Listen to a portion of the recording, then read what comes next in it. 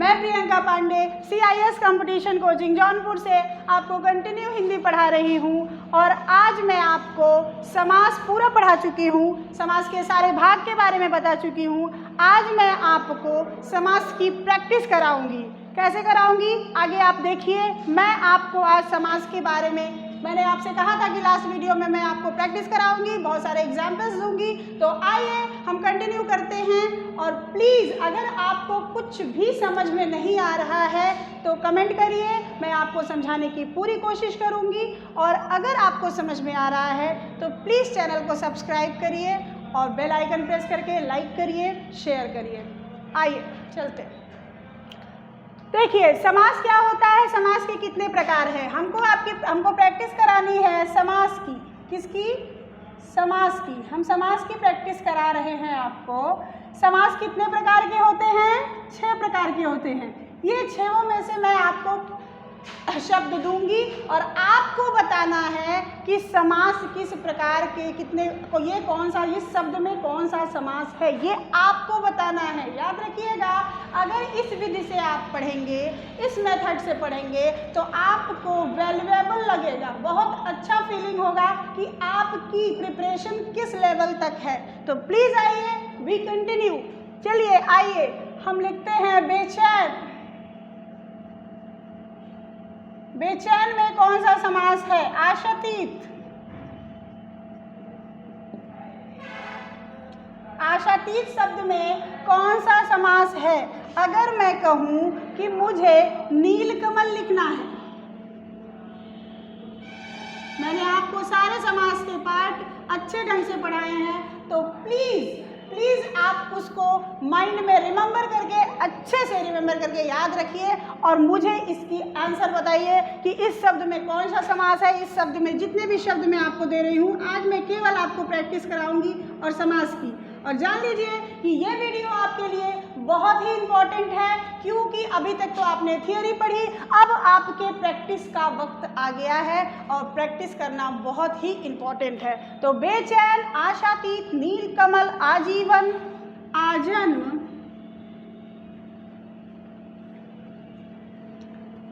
आगे आजन्म, उसके बाद मैं लिख दूं प्रतिदिन।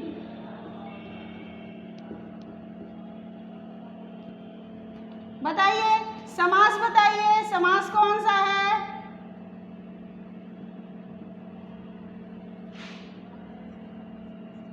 ये हमारे शब्द हैं और आपको समास बताना है।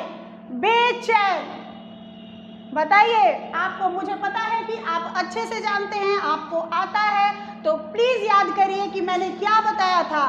कौन सा ऐसा शब्द, कौन सा ऐसा समास है जिसमें उपसर्ग प्रत्यय का प्रयोग किया जाता है और उसके जस्ट पूर्व पद में उपसर्ग रहता है और उत्तर पद में कोई संज्ञा रहेगी? कौन सा ऐसा समास है?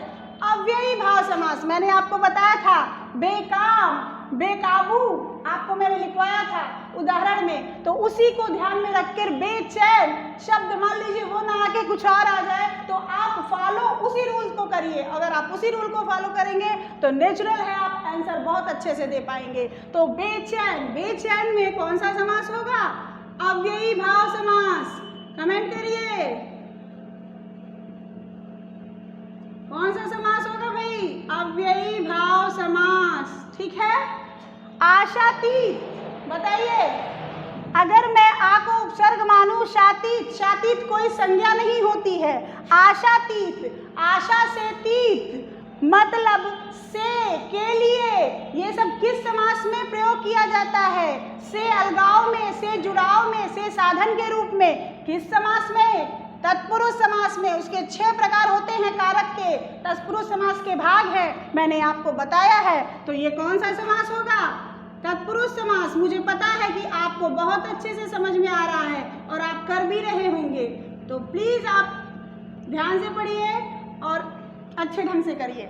नीलकमल, बताइए मैंने आपसे कहा था विशेषण विशेष्य, याद है? विशेषण और विशेष्य का कौन सा ऐसा समास है? तो विशेष्य यहाँ है और ये विशेषण है, तो कौन सा समास है भाई? जिसमें उपमेय उपमान का समास कहा जाता है, जिसे विशेषण विशेष्य का समास कहा जाता है। नीलकमल, नीला है जो कमल, बताइए रूप ही किससे तोड़ा जाता है? कर्मधारय समास। मैंने आपको बताया है, तो ये क्या होगा? कर्मधारय समास। मेरे साथ आप प्लीज प्रैक्टिस करिए, ध्यान दीजिए और कमेंट करके बताइए। आजीवन, बताइए कौन सा समास है? कमेंट करिए कौन सा समास है भाई। मुझे पता है कि आप लोगों को आ रहा है और आप लोग अच्छे से रिप्लाई कर सकते हैं, इसलिए प्लीज करने की कोशिश करिए। आजीवन, मैंने फिर आपसे कहा आप तोड़िए। आ प्लस जीवन, आ प्लस जीवन से अगर आपने तोड़ा, आ प्लस जीवन आपने तोड़ दिया। जीवन एक संज्ञा है। आ क्या हुआ? इसके शब्द के पहले जो आता है वो उपसर्ग कहा जाता है। तो उपसर्ग और प्रत्यय से बनने वाला कौन सा समास होता है? अव्ययी भाव समास। ठीक है, याद है? तो यहाँ पर कौन सा समास होगा? अव्ययी भाव समास। याद रखिए, ये वीडियो आपके लिए बहुत वैल्यूएबल है और आप अगर इसको अच्छे ढंग से समझेंगे तो आज आपको बहुत सारे क्वेश्चन मिलेंगे, एग्जाम के लिए हेल्प मिलेगी। तो आजीवन अव्ययी भाव समास। ठीक है, मुझे पता है आपको आ रहा है, तो प्लीज कमेंट करिए और आंसर दीजिए। आजन्म, वही बात हुई, आ प्लस जन्म। जन्म के पहले क्या उपसर्ग लगा हुआ है? आ उपसर्ग। उपसर्ग से बनने वाला समास मैंने आपको बताया है, अव्ययी भाव समास। याद रखिएगा इस बात को, अव्ययी भाव समास। अव्ययी भाव समास। ठीक है, प्रतिदिन, फिर वही बात आ गई। दिन क्या है? एक संज्ञा है और संज्ञा के पहले क्या उपसर्ग लगा हुआ है? प्रति। मैंने आपको बताया भी था कि प्रति, भर, बे, ये सारे यथा, ये सारे उपसर्ग किस में पूछे जाते हैं भैया? तो अव्ययी भाव समास में। किस में पूछे जाते हैं? अव्ययी भाव समास में। याद रखिएगा इस बात को, ये मत सोचिए कि मैंने आपको अव्ययी भाव के ही दे दिए। जो पूछे जाते हैं प्रश्न में वही आपसे पूछ रही हूँ, तो प्लीज तैयारी करिए और ध्यान दीजिए। ये सारे नोट कर लीजिए, चाहे स्क्रीनशॉट ले लीजिए, जो करना है। सारे इंपॉर्टेंट शब्द हैं, स्क्रीनशॉट लीजिए।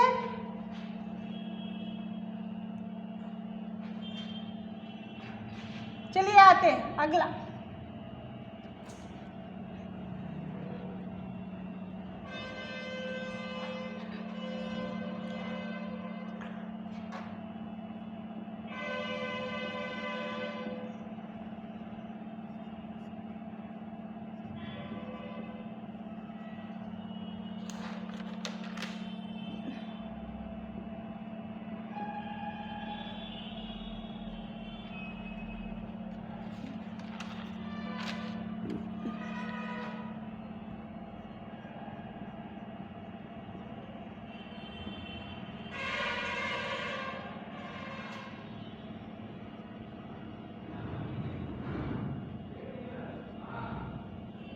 देखिए, पसेरी, दुपट्टा, पंचामृत, गौरी शंकर, मृगनयनी, ये सारे शब्द पूछे जाते हैं। याद रखिएगा समास में। अगर मैं कहूँ आपसे कि ये सारे शब्द आपको लग रहा होगा इम्पोर्टेंट नहीं है, लेकिन ये बहुत इम्पोर्टेंट है। और याद रखिए, ये सारे शब्द कई बार आए हुए हैं और अगले एग्जाम्स में आ सकते हैं, इसलिए आप फुल्ली प्रिपेयर रहिए हमारे साथ। आइए प्रैक्टिस करिए।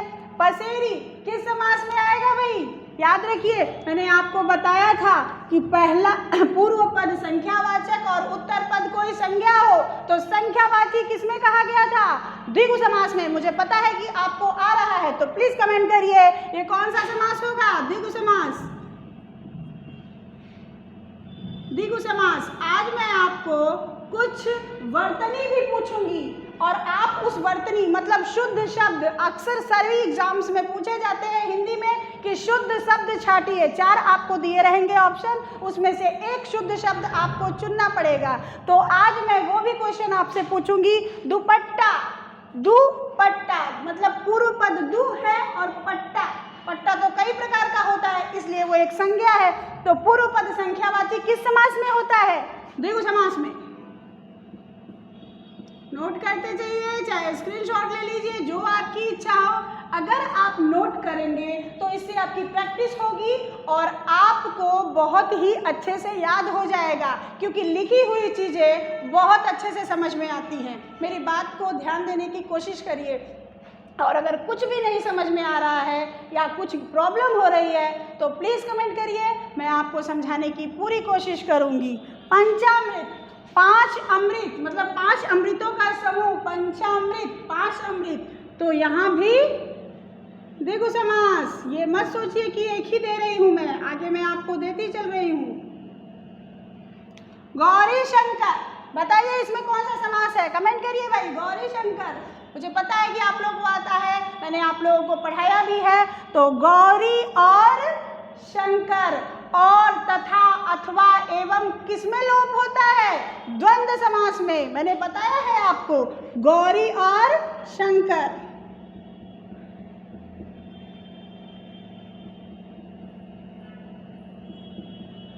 ये कौन सा समास है? द्वंद्व समास, याद रखिएगा। मृगनयनी, मृग के समान नयनों वाली, मैंने आपसे बताया था अपने पिछले वीडियो में, याद करिए कि जिसमें भी अगर जिस भी समास में बहुब्रीहि समास हस्तक्षेप करेगा तो याद रखिए कि वहाँ आंसर क्या होगा? बहुब्रीहि ही समास होगा, मैंने आपको बताया था। तो मृग के समान नैनों वाली, देखने से इसका क्राइटेरिया कर्मधारय लग रहा है, आपको लग रहा है कि नहीं? उपमेय उपमान का भेद हो रहा है, और विशेषण विशेष्य के समास को कर्मधारय कहते हैं, लेकिन मृगनयनी किसी विशेष को कहा जाता है। किसे कहा जाता है? मृगनयनी सीता जी को कहा जाता है। तो मैंने आपको बताया है कि जो किसी विशेष के लिए प्रयोग किया जाता है, जो शब्द किसी विशेष के लिए प्रयोग किया जाता है, वहाँ पर बहुब्रीहि समास होता है। तो ये किसे कहा जाता है? सीता जी को कहा जाता है भाई, याद रखिएगा, मृगनयनी सीता जी को कहा जाता है। तो यहाँ पर बहुब्रीहि समास होगा।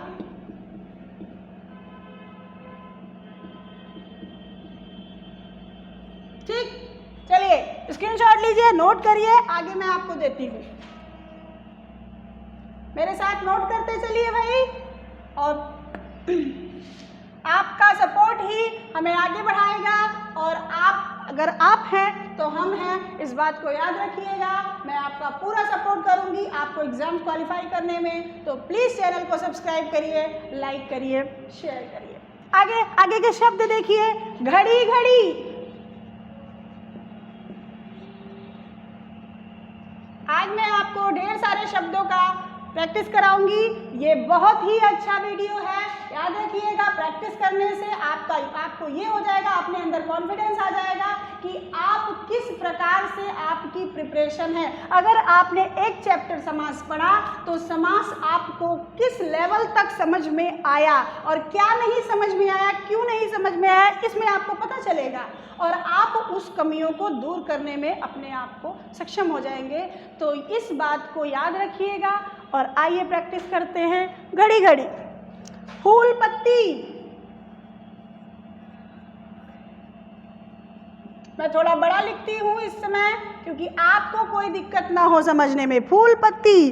राजभाषा, राजभाषा, सारे प्रश्न आपके लिए बहुत इंपॉर्टेंट है। देवासुर,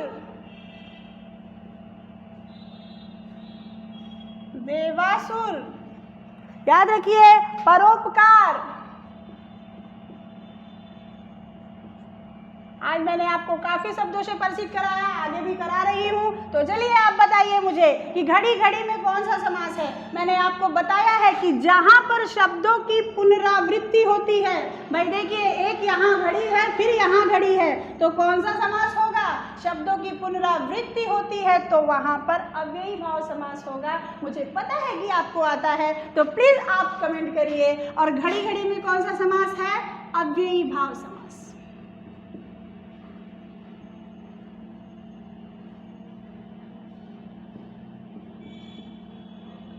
अव्ययी भाव समास। फूल पत्ती, बीच में योजक चिन्ह लगा है, ये शब्द अलग है और ये शब्द अलग है। शब्दों का अलगाव मतलब दोनों शब्द साथ साथ आएंगे लेकिन अलग अलग रहेंगे या विरोधी रहेंगे। अगर विरोधी नहीं है तब भी शब्द तो अलग ही है ना। तो यहाँ पर कौन सा समास है? मैंने आपको बताया है कि दोनों पद किस समास में प्रधान होते हैं? द्वंद्व समास में। आइए,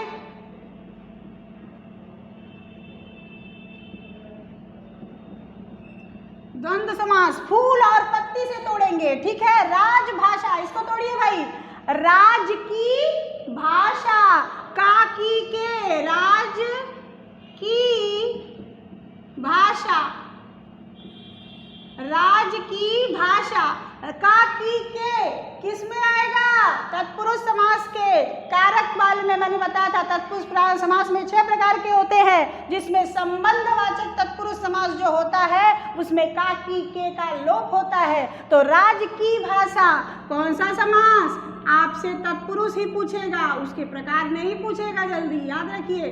तत्पुरुष समास, ठीक है। इसलिए मैं अगर तोड़ रही हूं तो वीडियो वहां तक जाएगा, आपको देखने में प्रॉब्लम होगी, इसलिए मैं बता रही हूं तो आप नोट करते चलिए। राज की भाषा तत्पुरुष समास।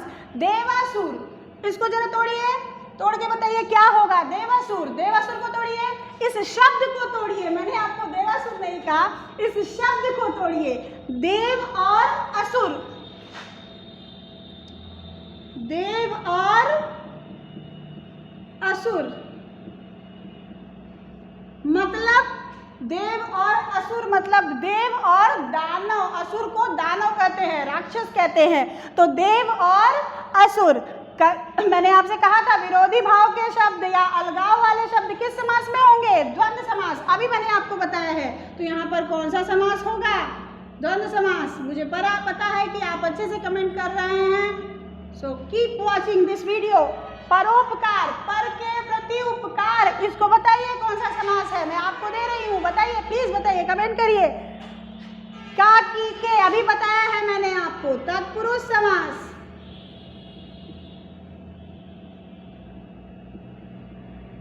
तो सारे शब्दों को नोट करिए या स्क्रीनशॉट ले लिए, जो भी आपको सुटेबल हो, जिसमें आप कंफर्ट फील करें वही करिए। और प्लीज इन शब्दों पर ध्यान दीजिए, अपनी प्रिपरेशन को बनाए रखिए, मैं आपकी पूरी हेल्प करूंगी। आइए,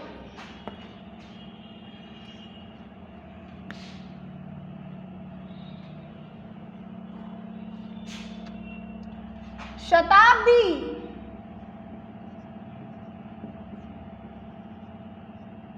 बताइए भैया कौन सा समास है? शताब्दी।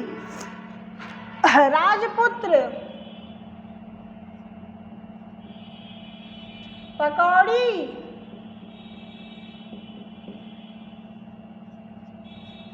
इंपॉर्टेंट शब्द है पकौड़ी, याद रखिए। नीलकंठ,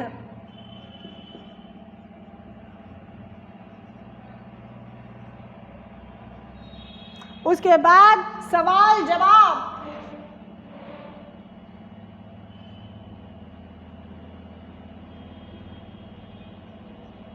चलिए बताइए, 5-5 शब्द करके मैं आपको दे रही हूँ। शताब्दी, मैंने आपको बताया है कि शताब्दी मतलब शत प्लस आबादी। तो इस बात को बताइए किस में पहला पद संख्यावाची होता है? मैंने आपको बताया है किस समास में?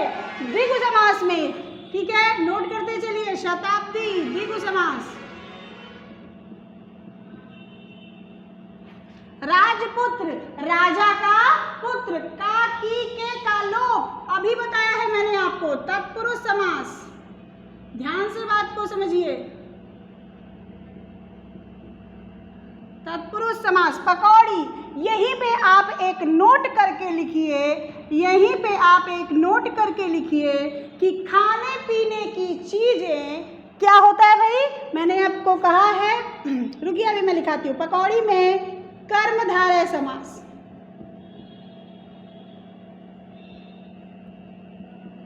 क्या होता है? कर्मधारय समास। इसको इरेज करिए, नीलकंठ और सवाल जवाब को। यहीं पे आप नोट में लिखिए कि खाने पीने, खाद्य वस्तुएं या कहते हैं खाने पीने की चीजें, खाने खाने पीने की वस्तुएं या पदार्थ, खाने पीने की वस्तुएं या पदार्थ सामान्यतः कर्मधारय समास में रखे जाते हैं। किसमें? कर्मधारय समास में रखे जाते हैं। कर्मधारय समास में रखे जाते हैं। अगर नीचे आपको नहीं दिखाई देगा तो मैं बोल रही हूँ, खाद्य वस्तुएं या खाने पीने की चीज वस्तुएं या पदार्थ सामान्यतः कर्मधारय समास में रखे जाते हैं, जाते हैं। ये कौन सी ट्रिक है? Very important trick, very important शब्द। और ये ट्रिक के थ्रू आप अच्छे से समझ जाइए कि खाद्य वस्तुएं किस में रखी जाती है?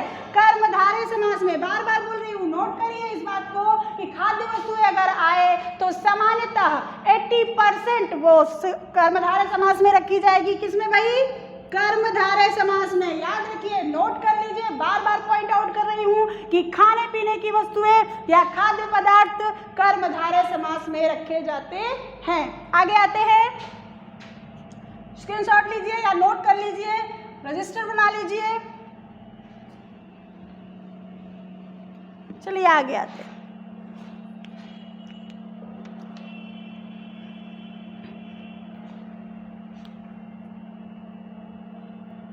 आइए, सूरदास।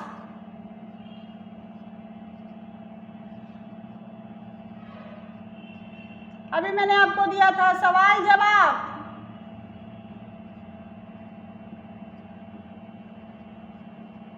सवाल जवाब याद रखिएगा। कोई भी शब्द देखिए तो एक बार सोचिए कि क्या ये किसी विशेष को कहा जा सकता है। अगर किसी विशेष को कहा जाता है तो वहां पर बहुब्रीहि समास होगा, चाहे वो कोई भी समास आपको लग रहा हो, उसकी बनावट कोई भी समास की हो, लेकिन वहां फॉलो कौन सा समास होगा? बहुब्रीहि समास होगा। इस बात को नोट कर लीजिएगा। सूरदास, सूरदास मतलब क्या होगा भाई? बताइए मुझे, फटाफट कमेंट करिए। सूरदास किसे कहते हैं? सूरदास इस विशेष व्यक्ति हैं। सूरदास किसी विशेष को कहते हैं। किसे कहते हैं? एक विशेष है जो व्यक्ति के पास आंख नहीं है। यही ना अर्थ निकलेगा, जिस व्यक्ति के पास आंख नहीं है। लेकिन सूरदास सबको नहीं कहा जा सकता है, इसलिए किसी विशेष की बात की जा रही है। तो यहाँ कौन सा समास होगा? बहुब्रीहि समास। अगर बहुब्रीहि समास जिस भी समास में इंटरफियर करे तो आंसर आपको आंख मूंद के बहुब्रीहि समास लिख देना है। ठीक है, तो इस ट्रिक को फॉलो करिए। बहुब्रीहि समास बहुत ज़्यादा पूछा जाता है एग्जाम्स में। मोस्टली पूछा जाने वाला समास है बहुब्रीहि समास। सवाल जवाब, बताइए कौन सा शब्द है? सवाल जवाब। अगर आप कमेंट करेंगे तो मैं समास का और भी प्रैक्टिस आपको करवाऊंगी। लेकिन प्लीज़ आप इस चैनल को लाइक शेयर करिए, सब्सक्राइब करिए। तो फिर मैं आइए इसको देखते हैं। सवाल जवाब। सवाल जवाब मैंने आपसे कहा है दो शब्द जिसमें दोनों शब्दों या दोनों ही शब्द प्रधान होते हैं, पूर्व पद भी और उत्तर पद भी, चाहे वो विरोधी हो या अलगाव हो शब्दों में। कौन सा समास होता है? द्वंद्व समास।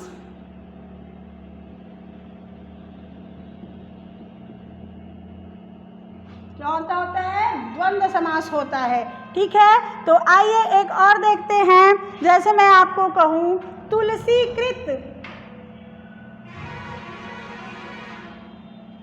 तुलसीकृत में कौन सा समास है? प्लीज कमेंट करिए। तुलसीकृत मतलब तुलसी के द्वारा, कृत मतलब लिखा हुआ, तुलसी के द्वारा लिखा हुआ, तुलसी के द्वारा कृत। इसका मतलब के द्वारा, से, के लिए मैंने आपको बताया है कि ये तत्पुरुष समास में होता है। ठीक है, तो आंसर आप लिखिए। मुझे पता है कि आपको आंसर आ रहा है, तो प्लीज कमेंट करिए। ये है तत्पुरुष समास। नोट करिए फटाफट। ठीक, अगर आपको मेरी बातें नहीं समझ में आ रही हैं तो प्लीज़ आप कमेंट करिए। मैं आपको समझाने की पूरी कोशिश करूँगी और आपको पूरी तरीके से सपोर्ट करने की कोशिश करूँगी। आगे आते हैं, चलिए नोट कर लीजिए।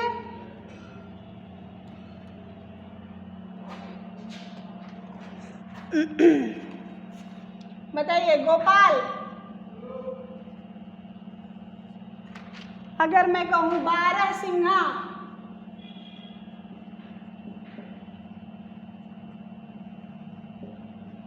बारहसिंघा, या तो अब बताइए मुझे, अगर मैं कहूँ शुक्राचार्य, शुक्राचार्य, या मैं कहूँ एकाक्ष, या मैं कहूँ सपरिवार, या मैं कहूँ सदेह। फटाफट कमेंट करिए, मुझे बताइए कौन सा समास है। मुझे पता है कि आपको आ रहा है और आपकी एलिजिबिलिटी आपको पता चलेगी, आपकी प्रिपरेशन आपको पता चलेगी। और ये वीडियो आपके लिए बहुत ही इंपॉर्टेंट है। सब थ्योरी पढ़ने के बाद प्रैक्टिस करना बहुत इंपॉर्टेंट होता है। तो गोपाल, गोपाल आपको क्या लग रहा है, क्या किसी विशेष को कहा जाता है? पहले ये बात हमेशा ध्यान दीजिएगा। तो गोपाल हमारे कान्हा जी को कहा जाता है, कृष्ण भगवान को कहा जाता है। तो विशेष पर जो लागू होता है, किसी एक विशेष पर जो लागू होता है वो बहुब्रीहि समास होता है। कौन सा समास? बहुब्रीहि समास। बारहसिंघा, आप कहेंगे मैम यहाँ पूर्व पद आपका क्या है, संख्यावाची है और सिंह एक संज्ञा है, ठीक है। लेकिन बारहसिंघा भी किसी विशेष को कहा जाता है। बहुत ही इंपॉर्टेंट सारे शब्द हैं, याद रखिएगा इस बात को। बारहसिंघा, बारहसिंघा किसी और जानवर को नहीं कहा जा सकता। बारहसिंह केवल एक विशेष बारहसिंघा के पास ही होती है।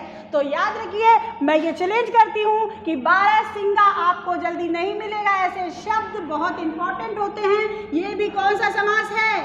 बहुब्रीहि समास है। आपको लग रहा है द्विगु समास, लेकिन आंसर आपको क्या देना है? बहुब्रीहि समास, क्योंकि किसी विशेष को कहा जाता है। याद रखिए इस बात को, बहुब्रीहि समास। शुक्राचार्य, एक आंख से जिसकी एक आंख ना हो, एक आचार्य है, इन्हें भी एक विशेष के रूप में जाना जाता है। यहां भी बहुब्रीहि समास होगा। आप फटाफट कमेंट करिए इस बात को। एकाक्ष किसे कहते हैं? याद रखिए, किसी विशेष की बात की है मैंने। एकाक्ष, आपको सब ये लगेगा कि ये द्विगु है मैम। एक आंख मतलब एक आंख वाला, लेकिन इसे भी किसी विशेष को कहा जाता है। शब्द को देखा करिए, आपको लगे कि किसी विशेष को कहा जा रहा है। ये कौवे को कहा जाता है, एकाक्ष कौवे को कहा जाता है, कौवा। तो याद रखिए, यहां भी कौन सा समास होगा? बहुब्रीहि समास।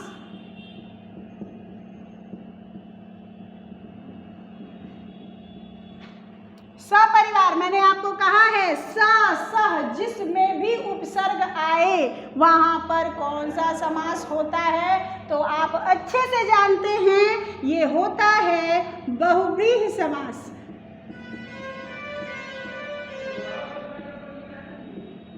जहां पर उपसर्ग आए वो अव्ययी भाव ही होता है। लेकिन मैंने केवल स और सह की बात की है। अगर स या सह उपसर्ग के रूप में आए तो वहां पर बहुब्रीहि समास होगा। कंफ्यूज मत होइएगा।